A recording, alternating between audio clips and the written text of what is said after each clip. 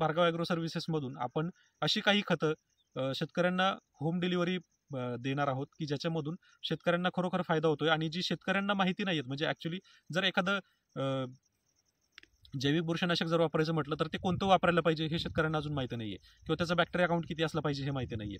आणि bacteria account जरी माहिती असेल तरी शेतकरी काय होतो की मार्केटमध्ये त्याच्या प्राइसपेक्षाही जास्त प्राइस त्याला मोजतोय. मग ह्या गोष्टी होऊ नये किंवा शेतकऱ्यांची फसवणूक होऊ नये याच्यासाठी आपण चांगल्यात चांगली दर्जेदार खतं आपण शेतकऱ्यांना पुरवणार आहोत.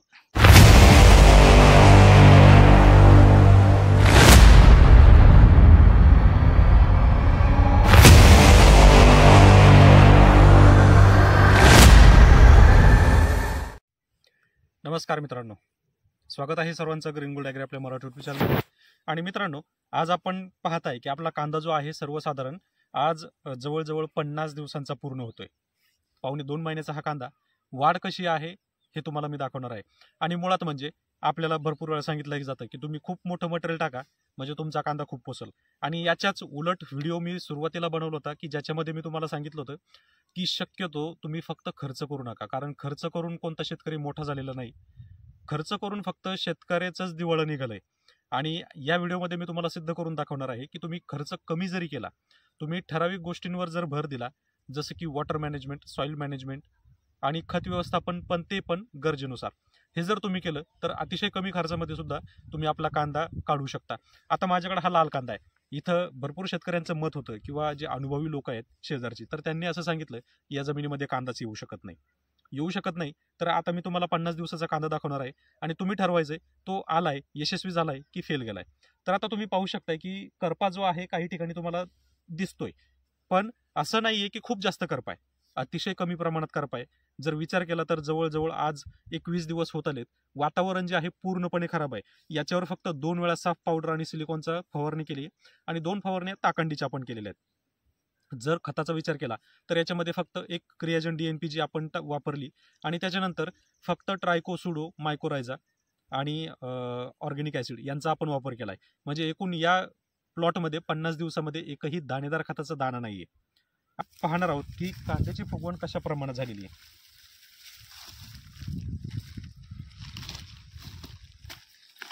तर एकंदरीत कांद्याची साईज तुम्ही पाहू शकता. करपा जो आहे 1-2 पातीवर करपा आहे.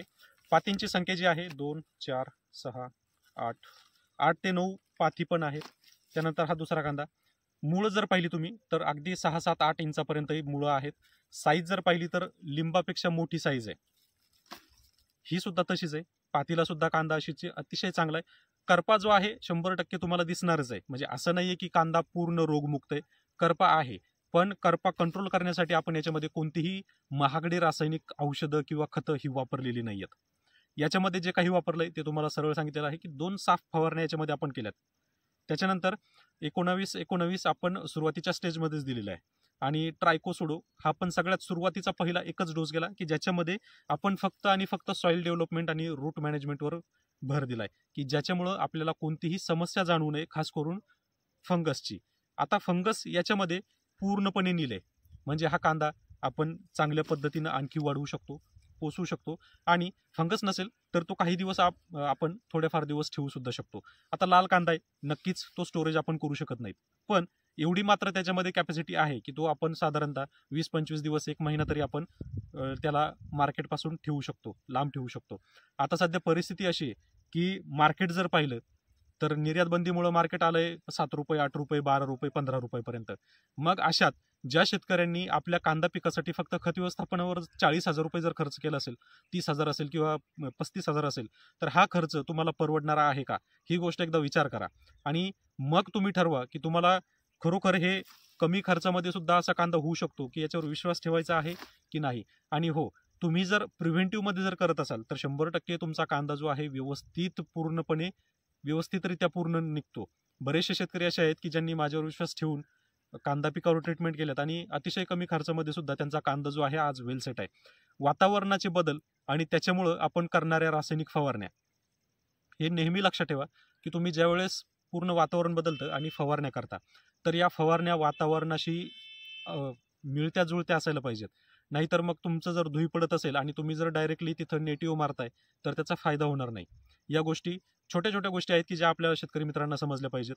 म्हणजे थोडक्यात वातावरण जर बदलत असेल तर अशा वेळेस कोणतं बुरशीनाशक वापरावं हे समजलं पाहिजे. ते आपण ऑलरेडी मागच्या व्हिडिओमध्ये दिलेलं आहे.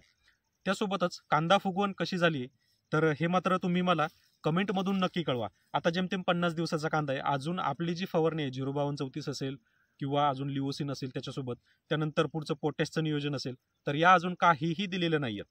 अगदी जेमतेम 45 ते 50 दिवसाच्या कालावधीमध्ये कांदा आहे आणि वाढ जर पाहिली तर रूट डेव्हलपमेंट सुद्धा अतिशय चांगली आहे आणि फुगवण सुद्धा चांगली आहे. तर मित्रांनो, तुम्हाला 50 दिवसाचा कांदा हा कसा वाटला नक्की कळवा. फुगवणीसाठी मी काही सांगत नाहीये की तुम्ही भलतंच काही वेगवेगळं वापरा, पण हे तर नक्कीच वापरा की ज्याच्यामुळे तुमच्या जमिनीवर कसला अटॅक होणार नाही. कारण नेहमी मी तुम्हाला सांगत असतो, ऑर्गॅनिक म्हणजे काही महागडी खतं वापरणं म्हणजे ऑर्गॅनिक नाही, किंवा जीवाणू वापरणं म्हणजे जैविक शेती नाही. कारण जैविक शेतीची व्याख्या ही आपल्याला अजून माहिती नाहीये किंवा समजलेली नाहीये.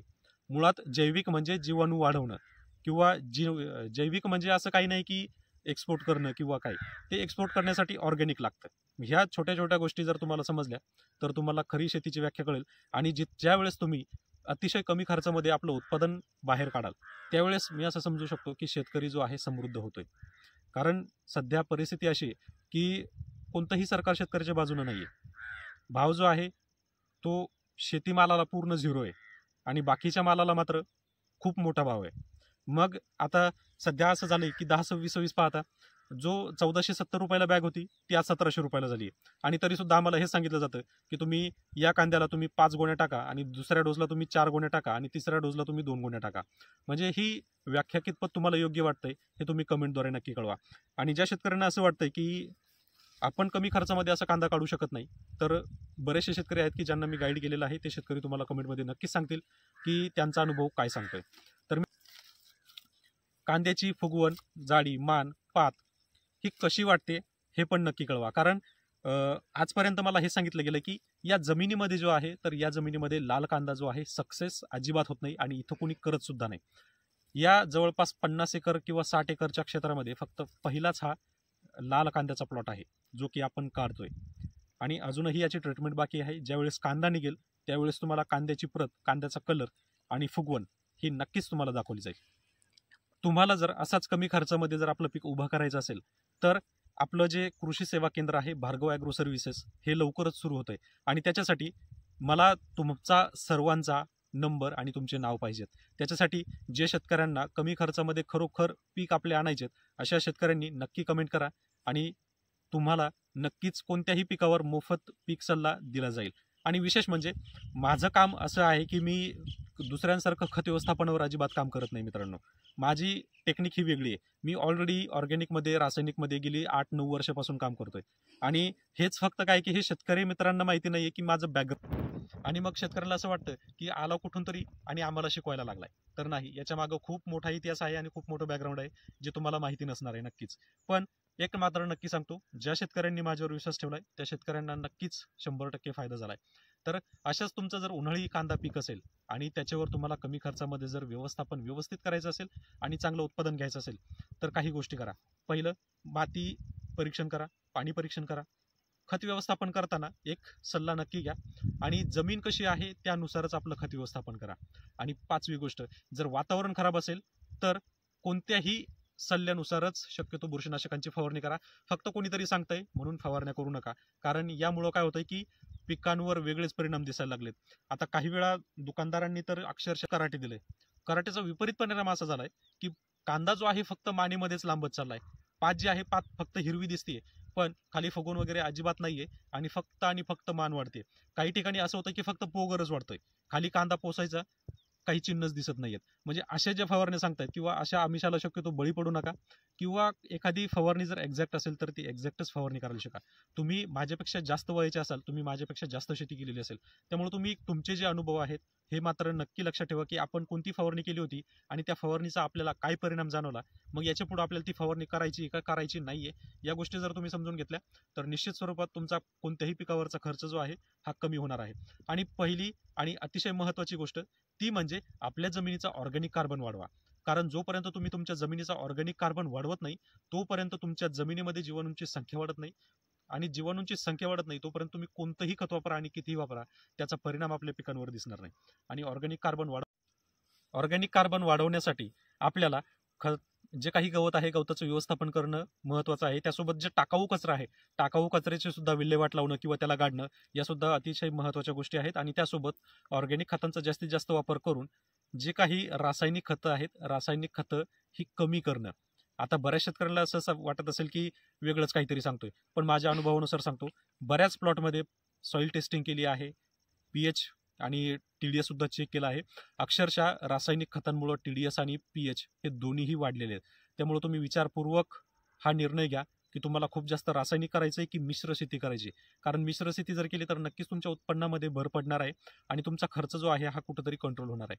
मित्रांनो, अशा जर तुम्हाला व्यवस्थित पूर्ण नियोजनबद्ध जर शेती करायची असेल तर आजच आपल्या व्हॉट्सअप ग्रुप जो आहे किंवा व्हॉट्सअप नंबर जो आहे त्याच्यावर मला तुम्ही मेसेज तर करतातच, पण शक्यतो आता कमेंटमध्ये तुमचं नाव, तुमचा पत्ता आणि तुमचा नंबर हा टाकत चला, जेणेकरून आपण एक असा प्लॅटफॉर्म बनवू शकतो की ज्या ठिकाणी शेतकऱ्यांना मोफत आणि प्रॉपर मार्गदर्शन मिळेल. तसेच भार्गव ॲग्रो सर्व्हिसेसमधून आपण अशी काही खतं शेतकऱ्यांना होम डिलिव्हरी देणार आहोत की ज्याच्यामधून शेतकऱ्यांना खरोखर फायदा होतोय. आणि जी शेतकऱ्यांना माहिती नाहीयेत, म्हणजे ऍक्च्युली जर एखादं जैविक बुरशीनाशक जर वापरायचं म्हटलं तर ते कोणतं वापरायला पाहिजे हे शेतकऱ्यांना अजून माहिती नाहीये, किंवा त्याचं बॅक्टेरिया अकाउंट किती असलं पाहिजे हे माहिती नाहीये. आणि बॅक्टेरिया अकाउंट जरी माहिती असेल तरी शेतकरी काय होतो की मार्केटमध्ये त्याच्या प्राईसपेक्षाही जास्त प्राईस त्याला मोजतोय. मग ह्या गोष्टी होऊ नये किंवा शेतकऱ्यांची फसवणूक होऊ नये याच्यासाठी आपण चांगल्यात चांगली दर्जेदार खतं आपण शेतकऱ्यांना पुरवणार आहोत. तर तुम्हाला जर खत घ्यायचं असेल तर तुम्ही मेसेज करू शकता. व्हॉट्सअप नंबर तर ऑलरेडी आहेच, आणि नसेल तरी स्क्रीनवर मी तुम्हाला नंबर देतोय. नंबर तुमच्याकडे सेव्ह करून ठेवा. तुम्हाला ज्यावेळेस कोणत्याही खताची अडचण लागेल, तुम्हाला मिळत नसेल तर एक मेसेज तुमचा नक्की करा. तुम्हाला 100% सहकार्य केलं जाईल. तर मित्रांनो,